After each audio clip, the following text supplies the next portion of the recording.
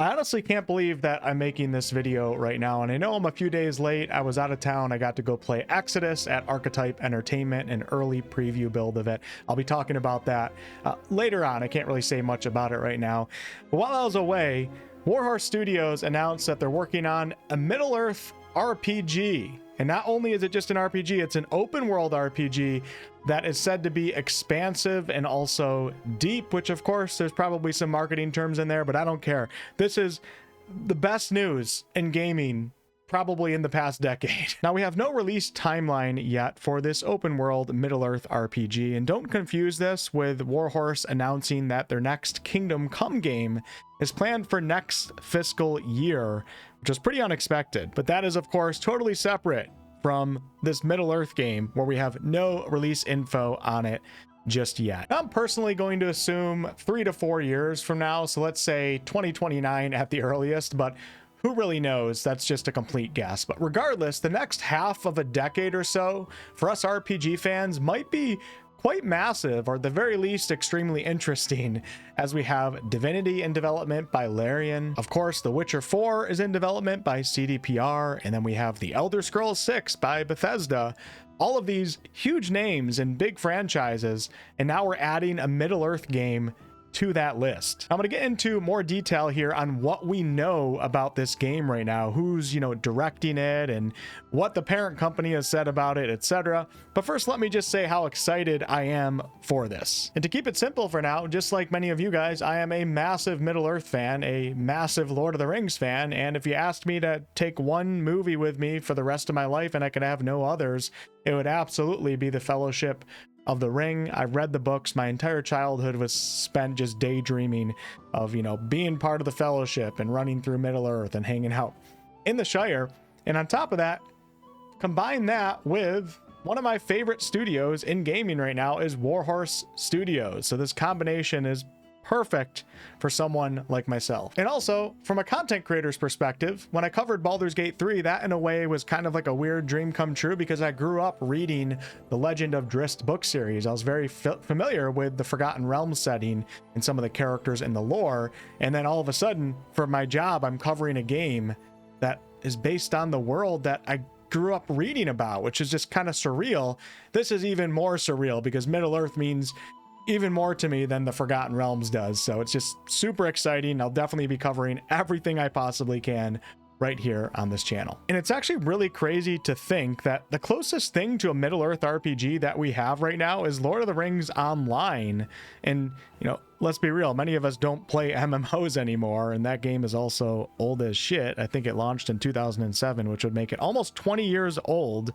And while Shadow of War and Shadow of Mordor are well-received games, they're not really true RPGs. Even my favorite Lord of the Rings games from back in the PS2 and GameCube days, shout out to my GameCube fans out there, that's what I played a lot during those days.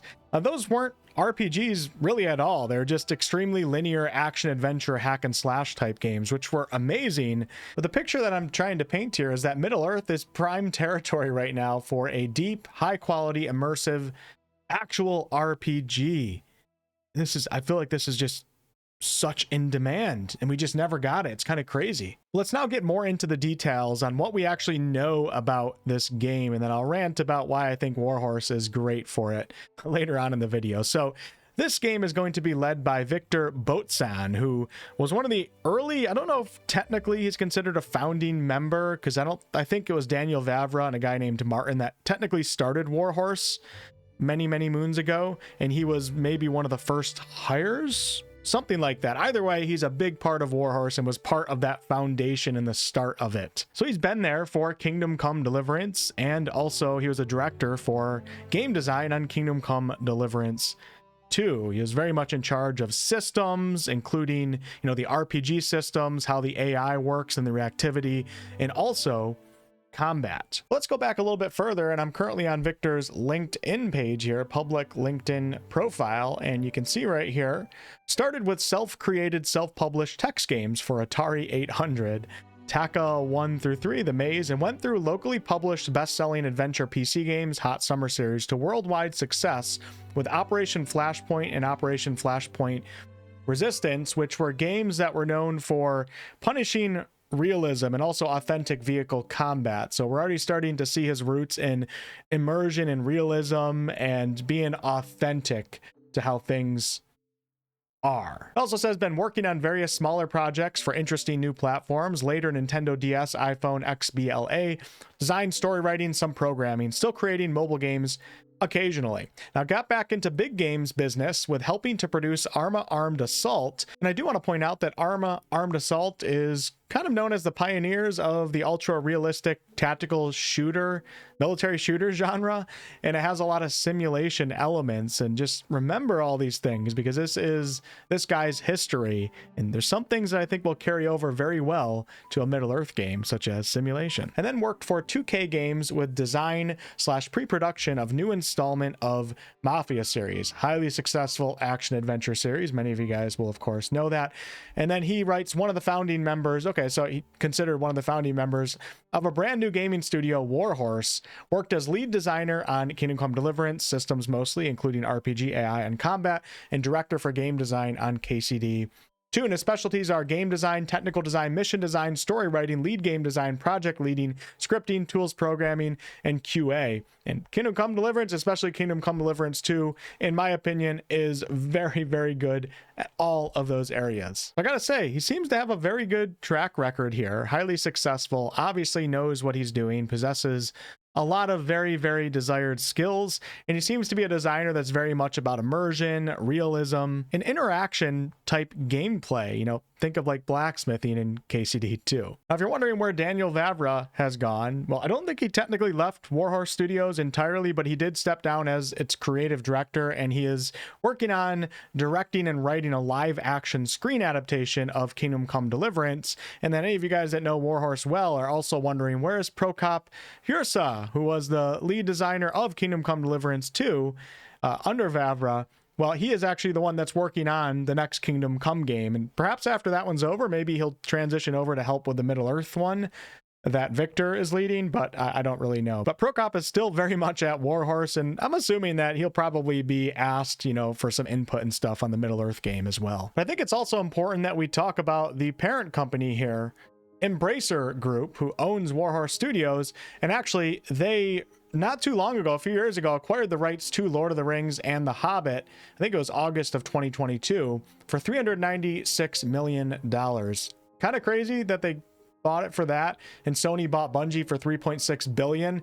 But anyways, through the purchase of Middle-earth Enterprises, Embracer acquired the global rights to motion pictures, video games, board games, merchandising, theme parks, and stage productions. And this also includes some rights for other literary works authorized by the Tolkien estate. If you're wondering what Amazon has, they are the primary television rights holders, but their license and what they're able to do is actually quite limited in what they're able to use from the Tolkien estate. We're going to talk more about Embracer Group and how they split into two companies and what, you know, what part is running Warhorse, etc. But first, here are a few statements made by Phil Rogers at Embracer Group's earnings call, recent call. It's actually only a few days ago from the time of me recording this video. So Phil said in this call, "There's something special I'd like to share here, and to bring some color to help you read this graphic is what the amazing team at Warhorse is working on, the unannounced production. I'm excited to say it's a new release in the Kingdom Come franchise. This isn't the time to say more than that. That will be a later date and by different people. I think it's something the fans will love, and it's a game we hope to get into their hands next fiscal year. There's something else I want to share too, something that illustrates better than anything else we could say what Fellowship Entertainment is for." So Fellowship Entertainment is Embracer Group split into two. We'll talk about that here in a little bit, but Fellowship Entertainment is one of the two splits, one of the two companies. Again, it's about Warhorse, the team behind Kingdom Come. Warhorse is making a new game set in Middle-earth. The studio, celebrated for its extraordinary depth, historical authenticity, and storytelling, is bringing that craft to the greatest fantasy world ever created, an expansive, deep, open-world experience. Warhorse demonstrated with Kingdom Come Deliverance that they are one of the premier open-world RPG studios on the planet. I completely agree. As we know, Kingdom Come Deliverance earned PC Gamer's Game of the Year and just recently highly coveted BAFTA Games Award for Best Narrative. It surpassed 5 million sold copies within its first year. Middle-earth deserves a game of that ambition and that craft. This is what Fellowship Entertainment is, not just a holder of valuable IP, an active steward of it, putting the right creators in the right worlds and building experiences that can define a generation of players. More details to come. I'll quickly return to the pipeline. Now, of course, this is an earnings call, so you have like some marketing terminology being used there, and of course they're going to talk highly about their upcoming projects, but it's still really neat to hear this. I never expected, a Middle-earth RPG, like an actual, like, we don't know if it's going to be single player, I hope it is, but an actual true RPG, I just kind of never thought it was going to happen because it hasn't happened yet. But let's talk a little bit more about Embracer. So they have, or they're now, or it's happening, something like that. They're splitting into two companies. And the first one is Fellowship Entertainment, which is focusing on major globally recognized franchises, large scale game development, and transmedia. So basically transmedia in relation to perhaps Lord of the Rings in this case would kind of indicate that every platform that they release Lord of the Rings things on are all going to kind of, you know, tie together. They're all a different piece of the puzzle, which is exciting to think about if it's done well. And Fellowship Entertainment's IPs are Lord of the Rings, Tomb Raider, Metro, KCD, Dead Island, and Remnant. And the studios that they own are Warhorse Studios, but also Crystal Dynamics, who took over the Tomb Raider franchise, I believe, in 2003. Eidos Montreal, which is Dos Ex, Guardians of the Galaxy game, and also some Tomb Raider. 4A Games is doing Metro. Middle-earth Enterprises, which we talked about earlier. Middle-earth Enterprises, they don't make things, but they oversee and manage and license J.R.R. Tolkien's work. And the other company coming out of Embracer here is called Embracer Group, and they're focusing on leaner structure, cost control, and strategic mergers and acquisitions. And their key IPs are Killing Floor, Destroy All Humans, Gothic, Titan Quest, Wreckfest, if I wrote that right. I'm not sure what that is. And there's more. And some of you will know a few of their studios, THQ Nordic being one of them. Big publishers, kind of like the RPG, ARPG type space at the moment. So there you have it. Embracer Group owns Warhorse, etc. They own Warhorse for KCD2. And, you know, of course, there's a lot of worries that come with a giant corporation like this. I think these are both publicly traded companies. There's a lot of potential problems that can come out of that. But I'm excited because KCD2 turned out so good. It's in Warhorse's hands. I have a lot of faith in Warhorse. And, you know, the Lord of the Rings IP hasn't been too great when it comes to especially games over the past, you know, 15, maybe even 20 years up to now. And it needs a change. So Lord of the Rings Gollum I think it was, the rights were acquired in 2019 by Daedalic Entertainment. I don't know how you pronounce that. When Embracer didn't own the Lord of the Rings IP at that time. So maybe this is a little bit of a change here, and there's going to be a different outlook on how to acquire profit. And as you guys can see in the gaming industry, not every single studio is fully convinced to this live service microtransaction path anymore, as games like Baldur's Gate 3, you know, Elden Ring and stuff have demonstrated that those game models can be extremely profitable, many times even more profitable than live service microtransaction games, which a lot of them are just flopping these days. Now, there's still so many questions left to be answered, and we might not even get answers to these for a year plus for all we know. Is the game going to be purely single player? Is it going to be extremely narrative driven, or is it more gameplay systems focused, or perhaps a mix between both, like Kingdom Come Deliverance franchise? Is it going to be first person or third person? You would think probably first person, as that's what Warhorse specializes in. And also, where and when is it going to take place? So this map right here, I think, is the actual map that Warhorse used as a background in their X post when they were announcing that they're making a Middle-earth RPG. And it doesn't look like anything. It looks like a normal Middle-earth map. I don't see any indicators on here, although maybe someone else will find something indicating anything about, you know, the time or anything like that. How deeply should we think about Toby, Warhorse's communications director, saying this right here? Elephant in the room or the Urukai in the room? Oh, chat, good question. So he said Uruk-hai, which I believe, I'm not a lore expert yet, I'm going to be, because I'm just going to sink my life into this, but I think the Uruk-hai specifically are third age breed of orcs created by Sauron, and then of course Saruman creates like his own special breed or something of them to try to chase down the ring. But that, I think, is third age stuff. I could be wrong, but maybe that's indicating something, or maybe Toby's just using it as a general term to talk about orcs, which a lot of people do. But there's so many possibilities with Middle Earth. You know, there's so many great locations that they could have a story in, especially if they want to go a little bit more grounded and kind of make us more of a normal person in the world who perhaps later on in our journey gets involved in some grander type events that are going on. If we start off more normal, kind of like you do in Kingdom Come, there's so many possibilities of where we could go. And it's also very interesting to think, are we going to have a race choice? And if we do, like, are we going to see the Shire? Like, the Shire is such an immersive, great place that I feel like Warhorse could recreate so damn well. But we would only be in the Shire as a visitor unless we played as a hobbit, and I doubt we're going to be playing the game as a hobbit, but who really knows?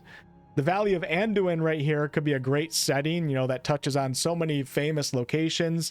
You have the Woods of Lorien here, you have the Ents to the south right here in Fangorn Forest, and then Mirkwood right here to the north, and of course you're close to Mordor and Gondor and Minas Tirith, and Moria's actually not that far, nor is Rivendell really that far. It's kind of within reach, I guess you could say. So many questions to be answered. How open world is it going to be? You know, if they do something in the Shire, for example, like, because it's just such a great location, perhaps they could do something like Kingdom Come Deliverance 2, where like the first map of the game is an open world, but it's a different map than the second half of the game where you go to a different map in a different location. So maybe we start off in the Shire type area and Bree and stuff like that. And then halfway through the game, you know, we take a carriage ride or something like that. And then we're somewhere else in Middle Earth with another gigantic open world map. Now let me just fanboy out a little bit here and tell you why I think Warhorse was such a good pick here. So if you were to ask me what studio I would want to make this Middle Earth RPG, dead honest, I would say Warhorse. They would be my first pick. It's literally a dream come true in a way. I'm a huge KCD fan.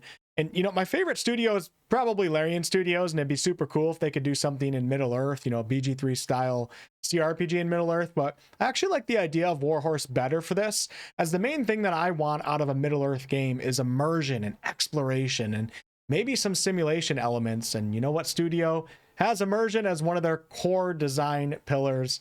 Warhorse Studios. They're so good at it. And so many of us just want to live in Middle Earth with a character, you know, doing non-rushed immersive activities at times, such as blacksmithing, or, you know, maybe we're blacksmithing for Gondor and getting ready for something, or hunting and gathering herbs in the Shire, and so on. And if you look at KCD2, there's several activities that you can do in that game where you're just simulating living life at times versus going, you know, straight through a narrative or things always being insanely action packed. And of course, Viktor, who's leading this Middle Earth RPG, has all that experience with immersion and simulation type elements, not only in Kingdom Come Deliverance and Kingdom Come Deliverance 2, but also in his history at other companies with other studios.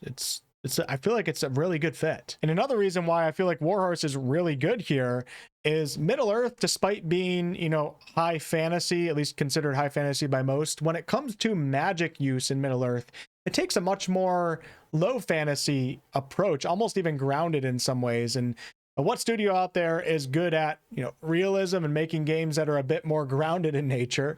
Once again, Warhorse Studios. A perfect combination. And I should also mention that Warhorse's cinematic game, their cinematics in their games and the storytelling through cinematics is so good these days. They are one of the best. Kingdom Come Deliverance 2 cinematics, and even the first game, although visual quality isn't nearly as good in the first one, are as movie-like as it comes in gaming. And imagining this quality with a Middle Earth RPG, you know, thinking about Ents being in cinematics and elves and Gondor and armies, it's just so exciting to think about. And like many of you, I think assuming that this game is going to be first person is probably a better guess here than third person.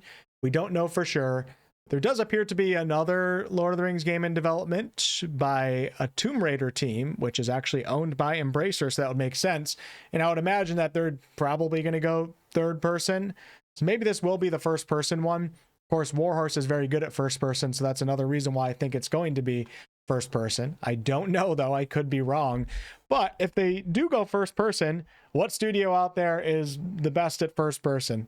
Warhorse, in my opinion. There's probably some debate over that because people don't like the combat, but Warhorse is at least one of the best and one of the most successful, which is perfect for Middle-earth. I think the big question here, though, is going to be the combat. If they do go first person, do we go with this Kingdom Come Deliverance directional combat system, or do they go maybe a little bit more towards the Skyrim end of the spectrum, more approachable, not necessarily as challenging and requiring of your engagement and attention? I don't know. I feel like perhaps a mix between the two. So you don't want to go as generic as Skyrim. It's kind of dated and it wouldn't show any innovation. But if you go as directional as Kingdom Come Deliverance, which I would actually be very happy with because I like that combat system, but I acknowledge that it's very divisive. But if you go the Kingdom Come Deliverance route, I feel like you're kind of cutting off a lot of potential players for this game.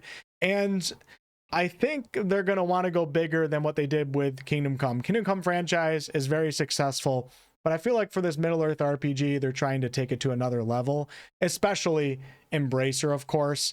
And, you know, if directional combat is a major point that's holding that back, I feel like they could probably not do that and still come up with a decent to good combat system. I just hope that if they do that, it still is unique. And, you know, not every game has to have a full focus on having good combat too. So even if it's not the greatest combat system ever, if other areas of the game excel, you know, it's not as big of a deal in some of these RPGs that the combat systems are dead perfect. It's not as important as, you know, a game like Elden Ring, where it's like a core part of the game. So they don't have to necessarily focus on combat being the primary pillar of importance for this Middle-earth RPG. But I'm going to leave it at that for this video. Let me just double check my notes and make sure we are good here. Yeah. Oh, I need to talk about the Kingdom Come adventure that they advertised here. So let me bring this up on my screen. We have a new Kingdom Come adventure. When I first saw this, I was like, oh no, is it not going to be an RPG, or how are they going to handle that? Well, Toby, the communications director at Warhorse, did say open world RPG. So that makes me kind of think it's going to be similar to Kingdom Come Deliverance, perhaps smaller. If it's coming out next fiscal year, I mean, next fiscal year actually starts, I believe, in October for most companies. So it would potentially be out in the summertime or maybe early fall of 2027. That's not a lot of time to develop a game, even though Warhorse is much more experienced now and they're able to do things quicker. It's interesting to think about what type of adventure is going to be, and they're not calling it Kingdom Come Deliverance either. So where are they going to go? Is it going to be a spin-off? Is it going to be a different time period in the Czech Republic, Bohemia? Not entirely sure. Very exciting to think about, though, and Prokop is leading this one, and he was the lead designer for Kingdom Come Deliverance 2. Fantastic developer, and I hope when he's done with this, he can help out with the Middle-earth RPG, because I would like his expertise over there as well. So yeah, huge announcements out of Warhorse here. New Kingdom Come game being led by Prokop, and then a Middle-earth RPG. Thank you guys so much for watching. I know I just kind of went off on some tangents here today just because I'm so excited to be talking about this and to be in the position that I'm at on YouTube right now, to be covering this with like I would say probably a sizable audience these days, to be able to cover this and have it be part of my job, unless I somehow just fall off over the next year or two, which is possible, is very, very exciting for me, because this is once again one of those win-win situations like I had with Baldur's Gate 3, where I get to cover something that I'm so passionate and excited to be involved in and make that part of my job, and, you know, provide lore videos and news videos and all of that. It doesn't always happen, but it feels like it's happening again here. It happened with Baldur's Gate, and I think it's going to be happening with the Middle-earth RPG. But who knows? You know, the Lord of the Rings IP has been quite interesting over the past 15 years or so. Although Embracer hasn't been the ones that have owned it. They've only owned it for a couple of years now. Games being canceled and stuff, so probably shouldn't get our hopes up too high. But I mean, I think it's okay to be a little bit hyped here. This is exciting. It's Warhorse Studios. Good track record. I'm going to stay positive. I'll keep you guys in the loop. Catch you on the next one.